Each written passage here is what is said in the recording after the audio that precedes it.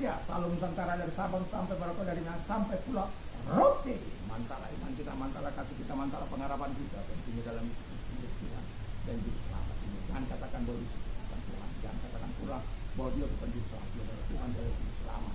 Dia sudah berkata kalau engkau percaya kepada dia, engkau dan rumahmu akan diselamatkan. Dan Tuhan itu berkati dalam segala firman berkaya menjadi kami. Puji nama Tuhan. Dan sebelum kita membaca firman Allah, saya mau memberikan judul bagi kita, perubahan yang terus menerus. Dari Galatia 2 ayat 20, demikian bunyi firman Allah. Namun aku hidup, tapi bukan lagi aku sendiri yang hidup, melainkan Kristus yang hidup di dalam aku. Dan hidupku yang kuhidupi sekarang di dalam daging adalah hidup oleh iman dalam Anak Allah yang telah mengasihi aku dan menyerahkan dirinya untuk aku. Haleluya.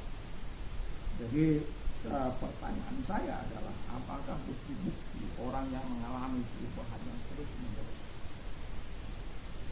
Kalimat peralihannya adalah bukti-bukti orang yang mengalami perubahan yang terus menerus menurut Galatia 2:20 adalah, yang pertama, Kristus hidup di dalam semua aspek kehidupan kita. Jadi Kristus itu harus hidup dalam semua aspek kehidupan kita. Dalam pribadi kita, dalam rumah tangga kita, dalam keluarga kita, dalam bisnis kita, dalam seluruh kehidupan kita, harus Kristus ada, menguasai, menjadi raja, menjadi pemimpin dalam semua kehidupan kita. Pemikiran kita dikuasai oleh dia, falsafah hidup kita harus menyesuaikan diri dengan firman Allah. Tujuan hidup kita bukan untuk hamoral, hagabil, hatangapon, tetapi tujuan hidup kita adalah bagaimana kita memberikan kemuliaan bagi Allah. Dalam aspek kehidupan ini, di mana Kristus di dalam semua aspek kehidupan kita, nilai-nilai harus kita pegang. Nilai-nilai yang berdasarkan pada firman Allah, konsep-konsep pemikiran yang terdapat dalam firman Allah yang harus kita lakukan sehingga itu menjadi karakter dari setiap hidup kita, di mana karakter Kristus ada selalu dalam hidup kita. Yang kedua, hidup dalam iman, hidup oleh iman dalam Anak Allah. Jadi kita harus hidup oleh iman dalam Anak Allah. Kita tahu bagaimana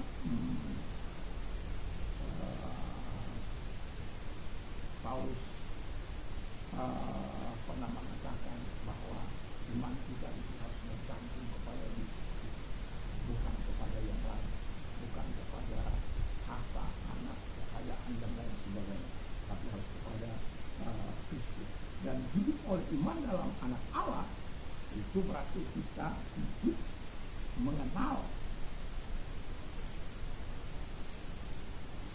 Allah, hidup berkenan kepada Allah, hidup benar di hadapan Allah, hidup berpaling kepada Allah, mencari Dia dan memiliki hubungan yang baik dengan Dia.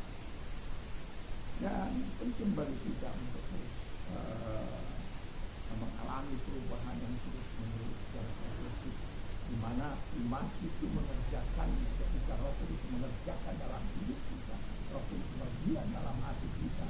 Dia akan mengeluarkan kekuatan spiritual dalam hidup kita yang hasilnya mengerjakan apa yang disebut kenos itu, di mana perubahan yang dari dalam yang dikerjakan oleh Roh Tuhan, bukan dikerjakan oleh kekuatan kita. Tapi contoh, ketika kita dulunya suka maki-maki orang, tidak lagi suka maki-maki orang.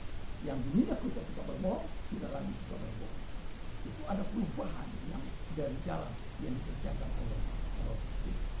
Jadi hidup oleh iman, kita akan mengalami perubahan yang terus menerus. Anak itu akan mengerjakan sesuatu dalam hidup kita untuk kita bisa memberikan hormat dan kemuliaan kepada Dia. Yang ketiga kita katakan Kristus mengasihi kita dan kita mengasihi Kristus. Jadi kalau Kristus mengasihi kita, kita juga harus. Sebelum saya saya percaya kepada Tuhan. Ya, saya bukanlah orang yang saya hidup dengan itu saya, dengan kemauan saya, dengan segala cita-cita saya, tanpa melibatkan Tuhan.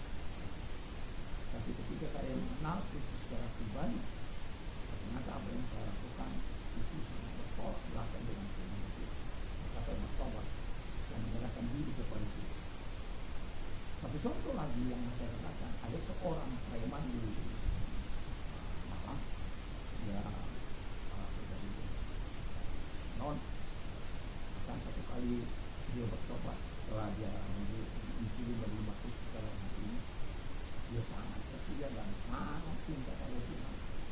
Dan satu kali Tuhan harus memproses kehidupannya, apakah imannya miskin kepada dia atau apa meletakkan kepada Tuhan. Dan ketika dia pulang gereja, anaknya disambar oleh mobil.